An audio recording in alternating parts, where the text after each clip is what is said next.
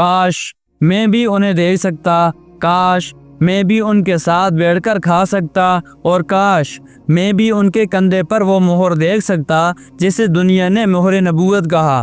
حضرت عبداللہ رضی اللہ تعالیٰ عنہ فرماتے ہیں، میں نے حضور نبی اکرم صلی اللہ علیہ وآلہ وسلم کو دیکھا اور ان کے ساتھ روٹی اور گوشت کھایا، اور میں آہستہ سے ان کے پیچھے آیا اور میں نے ان کے دونوں کندھوں کے درمیان بائیں طرف نرم ہڈی کے پاس وہ نشانی دیکھی، وہ مٹھی جیسی تھی اور اس پر 2 نشان تھے جیسے تل یا مسے ہوں۔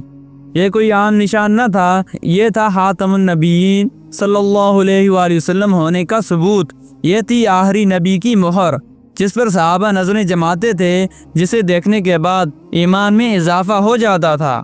تم نے کبھی کوئی ایسا نشان دیکھا ہے جو کسی انسان کو نبی ثابت کر دے؟